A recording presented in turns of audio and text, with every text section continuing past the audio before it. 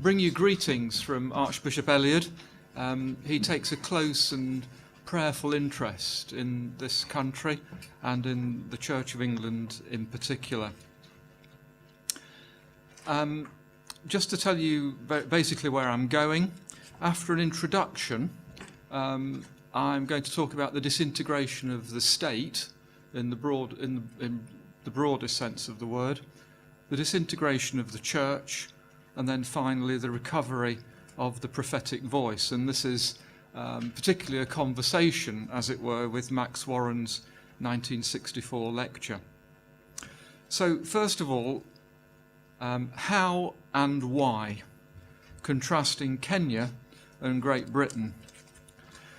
One of the few things I really miss, living as we do now in Kenya, is Radio 4's Today programme, even though I used to instinctively reach for the off button at the thought for the day slot. However, yesterday morning I decided to continue listening just in case during my absence there'd been an improvement. And the contributor happened to be a certain Francis Campbell, Vice-Chancellor of St Mary's University College and one-time UK Ambassador to the Holy See. And he was speaking about British values. And his essential point seemed to be that in a pluralist society, values, public values, should be concerned with the how rather than the why. We will never reach agreement on the why questions, but we can tackle the more practical question of how people with very different moral perspectives can live together peacefully and creatively. This is an illuminating distinction, but a refusal to deal with the why questions reflects a libertarian individualism, which is at the heart of our contemporary crisis of values. It means that as a nation, we have given up on an overarching narrative which is essential for any genuinely shared values. Let me illustrate from my experience of living in Kenya. It is a country struggling with tribalism, insecurity, corruption and rickety infrastructure, yet ordinary Kenyans have an irrepressible optimism and an unembarrassed religiosity.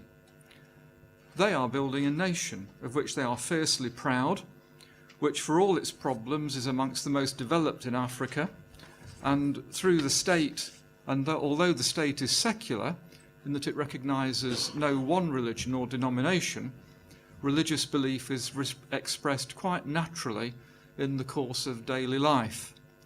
Soldiers ask me to pray for them, security guards ask me to give them a Bible verse for the day, and grace is the norm even before a cup of tea. The contrast with the UK is immediately obvious. Since 1963, the year Kenya was granted independence from Great Britain, the story of Kenya, despite many crises and setbacks, has been the growth of a newly emergent and purposeful nation, whereas the story of Great Britain, despite rising material prosperity, has been of post-imperial decline and the slow death of its sense of identity and purpose. And I want us to hold this perspective because I believe that the contrast is a key to understanding both the reason why it has become so difficult to undergird British values with the Christian tradition and the quest for truthfulness in how the Church should respond. I do entirely agree in principle with Max Warren's defence of an established church and its responsibilities to the state. But I believe that his model of the relationship between church and state as being like a marriage now needs major adjustment. Both parties have suffered a serious and possibly terminal disintegration of corporate personality over the last half a century.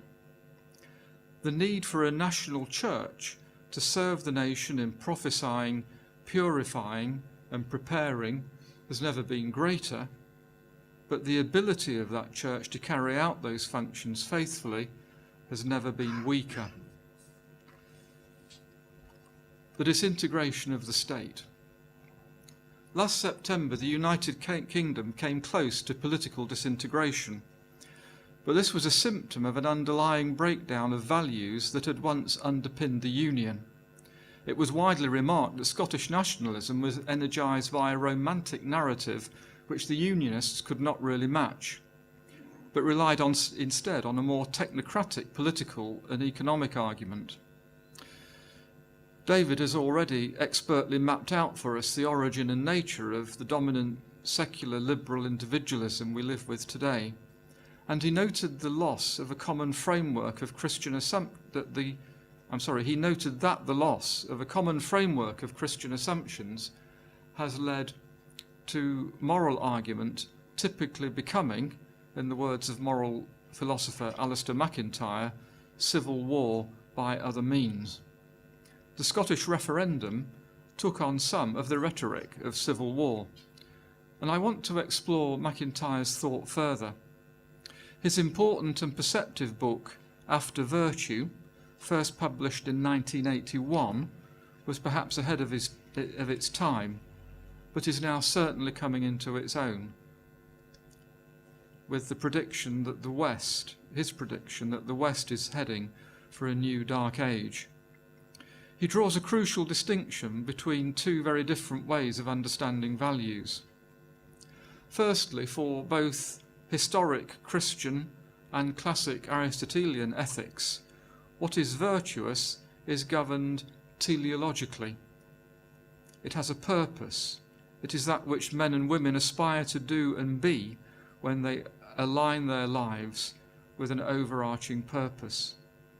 In the Aristotelian tradition, it was the good and glory of the earthly city. In the Christian tradition, as famously articulated by Augustine, it is the fulfillment and glory of the city of God. To refer back to my introductory comment, these are values that answer the question of purpose as well as practice, the why as well as the how. In contrast, modern secular liberal societies have a notion of virtue which becomes impossible to sustain in the absence of a common moral framework. Instead, the more neutral term of values is preferred, and these values essentially revolve around a sense of fairness as neutrality, with an emphasis on terms like equality, respect and diversity. The why is left to one side as a private commitment of the individual, and values become instead a concern with the how. And as we saw yesterday, the objectivity of natural rights is then eroded by the essentially arbitrary objectivity of so-called parliamentary rights, which leads inexorably to the tyranny of the 51%. The innovation of so-called gay marriage is an icon of secular libertarianism and neatly illustrates the distinction I have just mentioned. Marriage is no longer about the purpose of procreation and establishing a family and the fulfillment of what it means to be male and female in the image of God. Now it becomes something about personal fulfillment of the autonomous individual, cheerfully established by Parliament in defiance of Scripture, the natural order, and over a millennia in which the laws of England have been founded on Christian teaching. To put this in historical context, there is an instructive comparison with Wilberforce's campaign to abolish the slave trade. After a campaign beginning in 1787, the slave trade was abolished in the British Empire 20 years later in 1807. But it signified much more than the end of slavery. It heralded a century in which the moral and cultural fabric of Great Britain was deeply penetrated by evangelical Christianity. 200 years on from Wilberforce's great achievement, we see a contemporary campaign in the name of a secular notion of equality that emulates Wilberforce's methods but precisely reverses his achievement and in a similar timescale. The journey from Section 28 of the Local Government Act of 1988, banning the promotion of homosexuality in schools, to the Marriage Same-Sex Couples Act of 2013, took just 25 years and represented a massive change in public opinion led by political activists and interest groups. The passing of so-called gay marriage into law is much more than a recognition of a change in sexual ethics. It is a decisive rejection of the Judeo-Christian tradition, which both reflects and reinforces social disintegration. It does so firstly, constitutionally. Constitutionally, a basic protection of liberty has been breached. As a sovereign under God, a phrase used by Max Warren, the monarch embodies the idea of the nation being under God. If this is to mean anything, there must be certain defining values that are understood to transcend the parliamentary process. So if the royal assent, premised on the monarch's oath to quote, maintain the laws of God and the true profession of the gospel, unquote, could be given to a law that seeks to overturn something as fundamental to the Christian tradition and revelation as the nature of marriage, are there any circumstances in which it may not be given? If Parliament can take upon itself the right to define the nature of marriage, something which previous generations have taken as given by God and embedded in the very nature of what it means to be human, what may it not try and do? Secondly, this legislation, this unprecedented legislation, reinforces social disintegration culturally. We've become self-destructive. The loss of a national narrative that gives substance to common values has been described by Bishop Michael Nazir Ali as a form of national amnesia.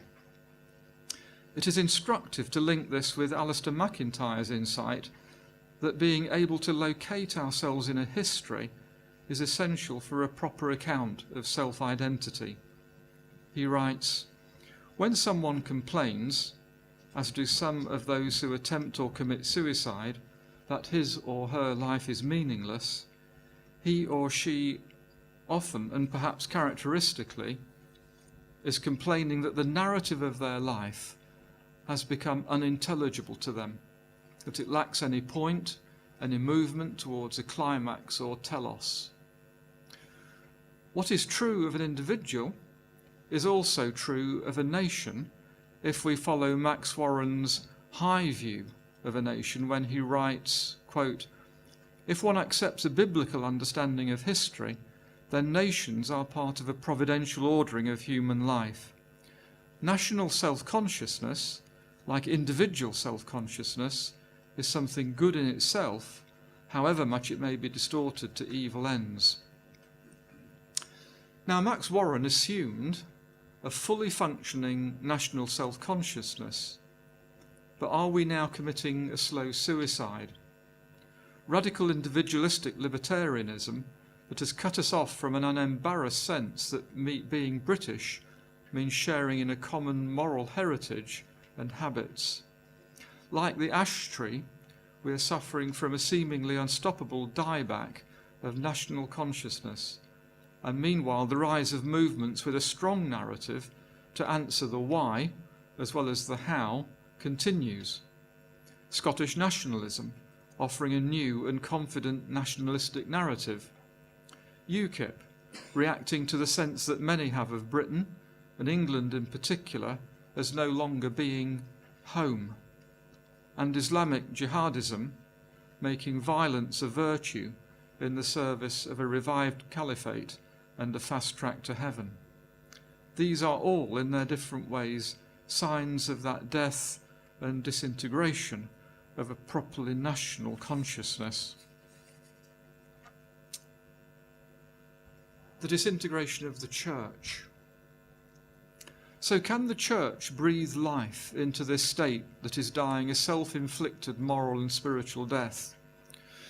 Max Warren rightly identifies the primary responsibility of the church, especially a national church, as prophetic, and at the end of his first lecture he concludes, quote, and I need hardly add, the national church, which thus prophesies to the nation and to the nation state, stands under the very same judgment which it is called to proclaim.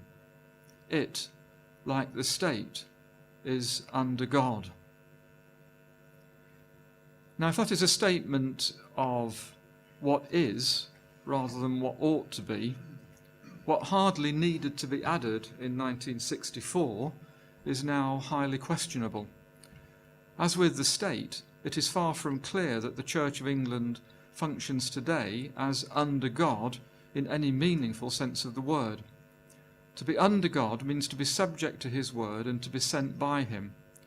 But the evidence suggests that the Church of England has become very reticent to proclaim its confidence in that one word by which it is supposed to live. Firstly, a mistaken principle. It is highly ironic that the British government's concern with British values first came to prominence as a result of the former Archbishop of Canterbury's promotion not of law inspired by Christian faith, but of Islamic Sharia law. Archbishop Rowan Williams' lecture of February 2008, Civil and Religious Law in England, A Religious Perspective, encouraged the recognition of Islamic religious values through the formal recognition of some aspects of Sharia in parallel with existing laws.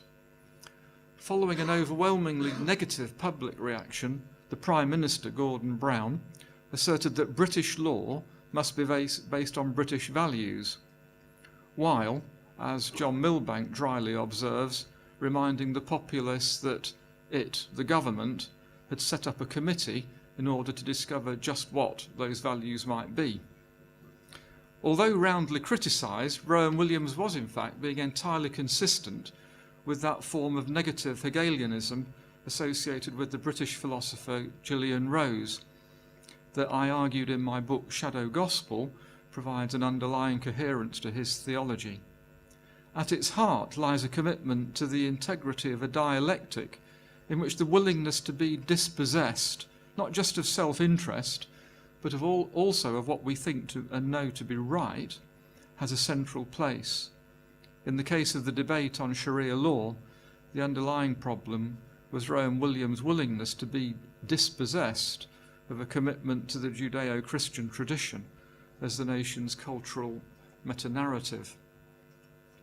The result of this thinking continues in the Church now. It allows itself to be marginalised through being subsumed into a wider entity called people of faith, and has to compete for attention by loudly espousing the enthusiasms of the day, becoming, to borrow a phrase from E.M. Forster, poor little talkative Christianity, with a continual stream of political and social punditry, which is something we are sadly very familiar with today. Secondly, there is a mistaken pragmatism. Rowan Williams' attempt to apply his Hegelianism to the conflicts which erupted in the Anglican Communion shortly after he assumed office did not bear fruit. Unfortunately for him, his political skills did not match his theological sophistication. His successor, however, has a rather different skill set with stronger political abilities. Justin Welby now routinely refuses to answer questions from the media about his position on gay marriage, despite his opposition to it as Parliament debated the proposed legislation less than 2 years ago. And it is not as though there is much hope of future clarity, because we now know that the Pilling report's facilitated conversations are not about discerning truth, but about learning to live with difference. The House of Bishops itself has said of the Pilling facilitated conversations that, quote, there is no expectation of achieving any consensus in either direction in the foreseeable future. The Archbishop and the Anglican Communion Office are now promoting the same approach throughout the Anglican Communion through the Continuing Indaba project, which is designed to treat doctrinal issues that have torn the fabric of the Anglican Communion as if they were merely pastoral problems of misunderstanding. As Dr. Martin Davey concludes in his recent review of the Anglican Communion Office's publication Living Reconciliation, it is effectively a blank cheque for the acceptance of any and every possible form of deviation from New Testament Christianity. So as we think about the future, I do not see how we can have any realistic expectation that the Church of England will be a safe place for the gospel. Living with the theological cancer of false teaching is going to be made the norm. The first stage was that of institutionalized hypocrisy, in which the official teaching of the Church was routinely ignored and breaches went undisciplined. The ground rules for facilitated conversations show us that the second stage is going to be the officially sanctioned departure of the Church of England from being, in any coherent sense, under God, or through being under the Word of God. And if it is not under the Word of God, there can be no real, genuine prophetic role. So finally, recovering the true prophetic voice. Where do we go from here? Max Warren assumed a state with an essentially unified national consciousness and a national church that had at least the capacity to speak under God prophetically to the state. Neither of those assumptions is tenable today. Here I want to develop an idea of Alistair MacIntyre's. The only values which can provide a solid foundation for human flourishing are those that answer the why questions. They're about what human beings are becoming. They are objectively given and embody aims and a purpose which necessarily lead to a narrative not just of the individual life, but also of whole communities.